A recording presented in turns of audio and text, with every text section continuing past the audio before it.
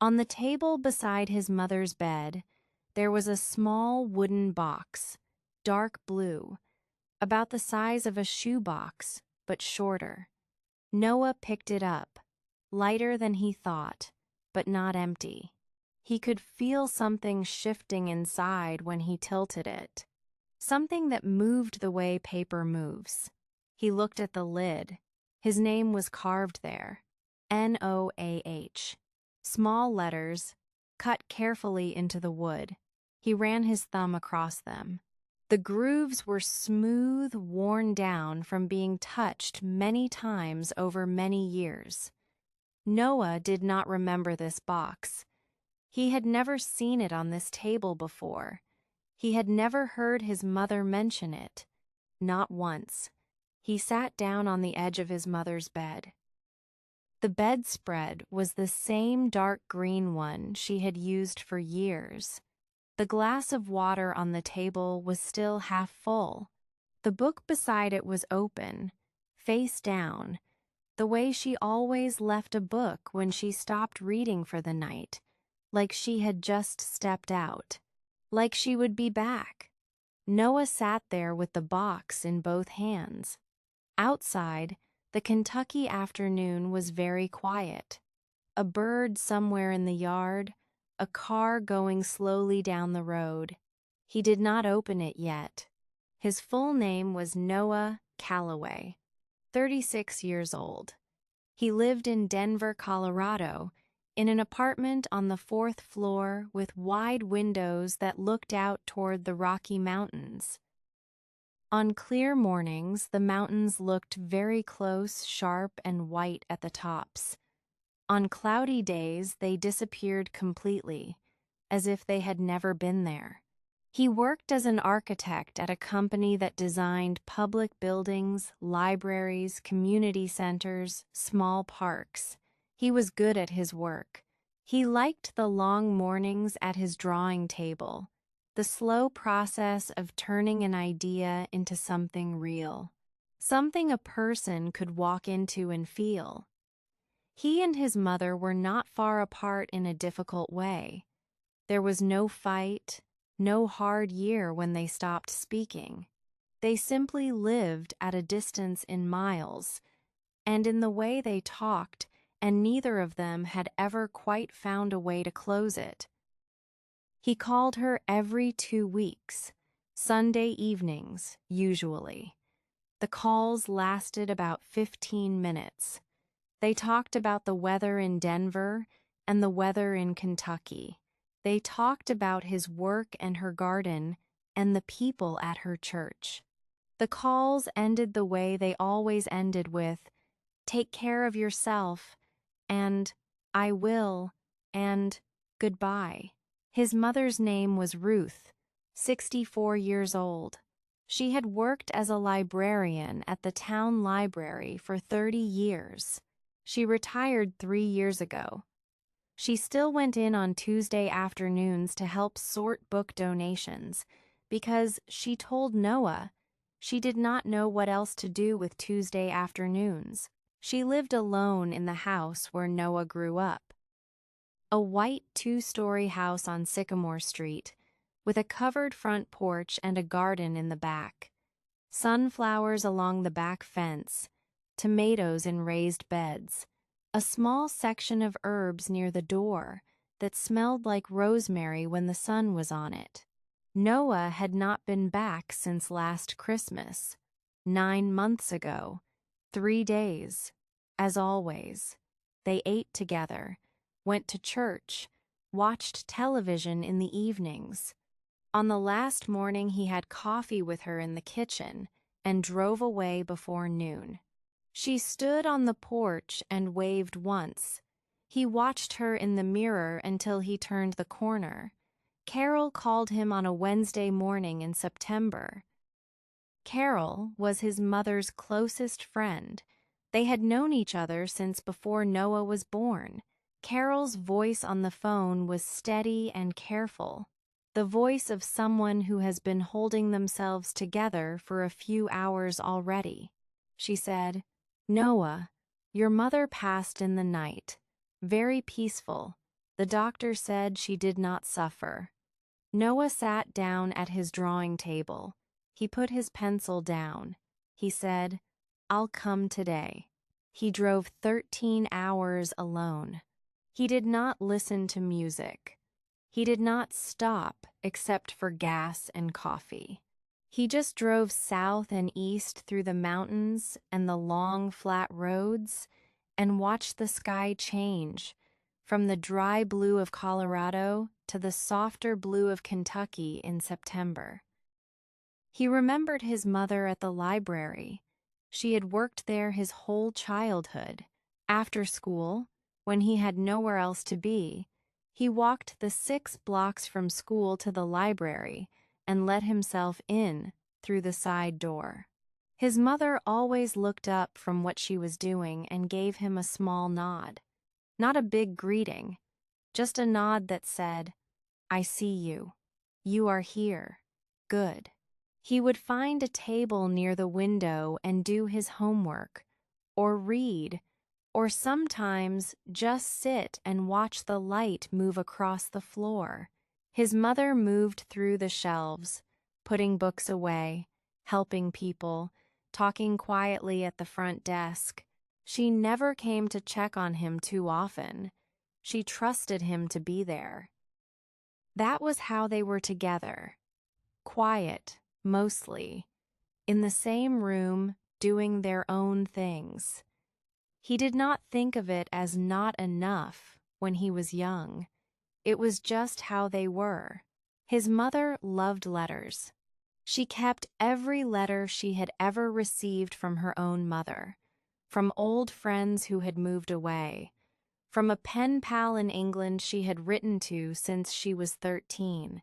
She kept them in a cedar box in her closet and read them sometimes on winter evenings, in the chair by the lamp. She told Noah once, when he was around 10 years old, "There is something a letter can do that a phone call cannot. When someone writes to you, they have to sit down and think carefully about what they want to say. They cannot take it back. It is the most honest kind of talking there is." Noah nodded and went back to his book. He was 10. He did not understand yet. His mother found it easier to show love than to say it. She showed it in the way she made sure he had what he needed before he knew he needed it. In the way she stayed up late to finish mending his coat before a cold week. In the way she knew the names of all his friends without being told, and always said the right name when he came home upset about something. She noticed things, small things, the kind most people walked past. A change in his voice. A book he had left on the wrong shelf. Whether he had eaten enough at dinner. She paid that kind of attention quietly, without making a thing of it, but the words came out differently than she meant them. What came out was, "That is good, Noah," or "Be careful on the road," or "Call when you get there." He had always known she loved him. He just had not always known how much. Noah left for graduate school in Denver when he was 22. The morning he left, his mother made breakfast, early eggs and toast, the same breakfast she had made him his whole life. She did not say much while they ate. When he carried his bags to the car, she came out to the porch. She held him for a moment, one arm around his shoulders, brief and firm. Then she stepped back. She said, "Call when you get there." He said, "I will." He drove away. He called when he got there. She said, "Good. I am glad you made it. Get some sleep." He stayed in Denver. He graduated. He got a job and then a better job. The years moved in the way years move when you are busy and building something fast without you noticing. He called every 2 weeks. The calls lasted 15 minutes. What Noah did not know what he had no way of knowing, was that every year on his birthday, his mother sat down and wrote him a letter, not a card, a letter. 3 or 4 pages, sometimes more, written by hand with the black pen she kept in the kitchen drawer. She wrote on cream-colored paper she ordered from a shop in Louisville, the same paper she had used for 20 years. She wrote on his birthday because that was the day she thought about him most. Not because birthdays were occasions, but because on that day every year she thought, he is another year older. He is living a life I cannot fully see. And she sat down and wrote about the year that had passed, what she had noticed, what had been hard, what had been good, what she had wanted to tell him on the phone, but could never find the right moment for. She wrote about the winter, the pipes froze, and she spent 3 days at Carol's house, and they stayed up late talking, and she realized she was less alone than she sometimes felt. She wrote about a girl of about 12 who came back to the library to return a book and said, "Mrs. Calloway, this was the best book I ever read." Ruth stood at the desk and felt that her whole 30 years of work had been worth it. In that one moment, she wrote about missing him. Not to make him feel bad, she was always careful about that. She wrote about it the way you write down the weather. Cold today, rain coming. The feeling is real, but it is not anyone's fault. When she was done, she put the pen down. She read the letter once from the beginning, slowly. Then she folded it once, then twice. She put it in a cream envelope. She held it for a moment. She wrote the year on the outside. Just the year. Nothing else. And she did not send it. She put it in the dark blue box on her bedside table. The box she had bought the first autumn Noah was gone. She had seen it in the window of a small shop in town on a Saturday morning in October, when the leaves were coming down and the town felt emptier than usual. She did not know yet what she would use it for. She just knew it was the right size. She bought it, took it home, and set it on the table beside her bed. She did not put anything in it that first year. She just left it there. Then his birthday came. She sat down, and she wrote. And when she was done, she knew exactly where the letter would go. And every year after that, on his birthday, she added one more envelope, one more year. The box grew heavier slowly, the way a good thing does. Carol asked her once, only once, why she never sent them. They were sitting on the porch in the late afternoon, drinking iced tea. Ruth was quiet for a moment. She looked at the garden. Then she said, "I do not know if he needs them, and I do not want him to feel like he has to call more because of something I wrote. He has his life. I do not want to make him carry mine." Carol did not say anything. She looked at her friend for a long time. Ruth picked up her glass. She drank. That was the end of it. The year before she died, Ruth's hands began to shake a little when she wrote. Not badly. Just enough that her handwriting changed the letters smaller, the lines not quite as straight as before. She wrote his birthday letter that August, 3.5 pages. The sunflowers outside the window, the way the afternoon light came through. Something she had been thinking about for a long time and had finally found the words for. When she finished, she set the pen down. She did not fold the letter. She was going to. She just needed to rest first. September came 3 weeks later. Noah opened the box slowly. Inside, 20 white envelopes stacked neatly. Each one had a year on the front in his mother's handwriting. The first year, the year he left for Denver. The last year, this year. He counted them. 20. He picked up the first envelope.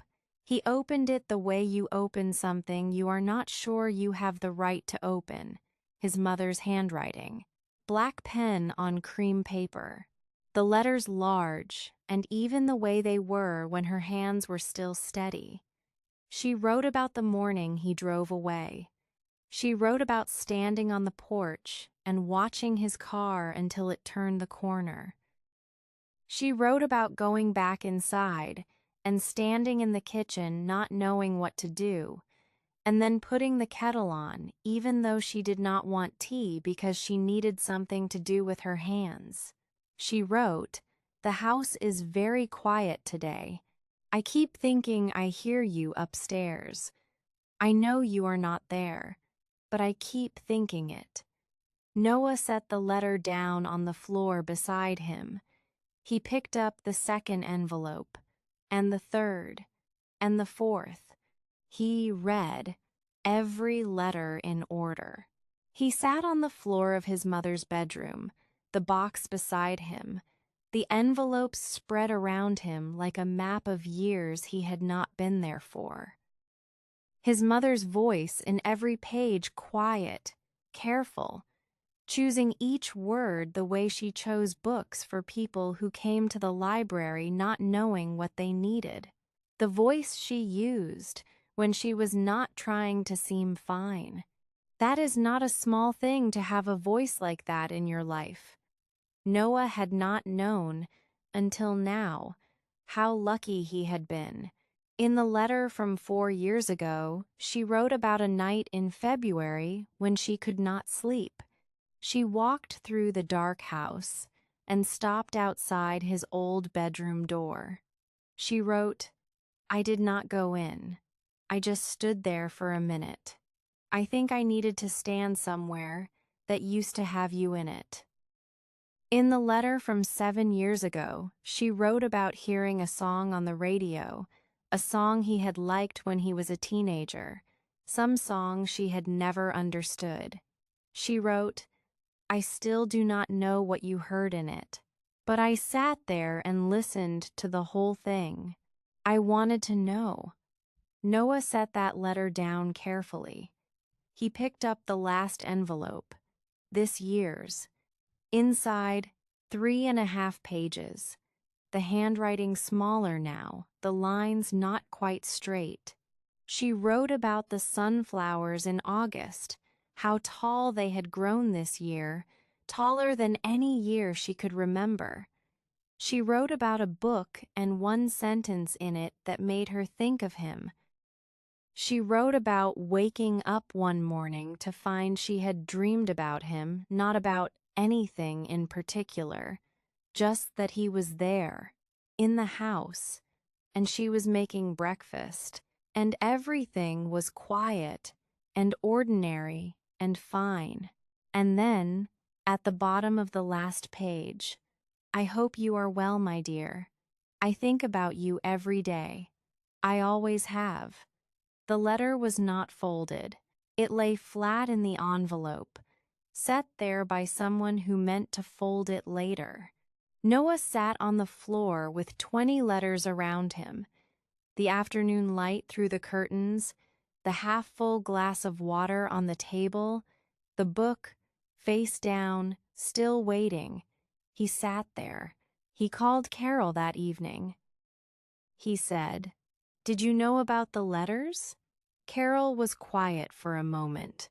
Then, "Yes. She wrote one every year on your birthday.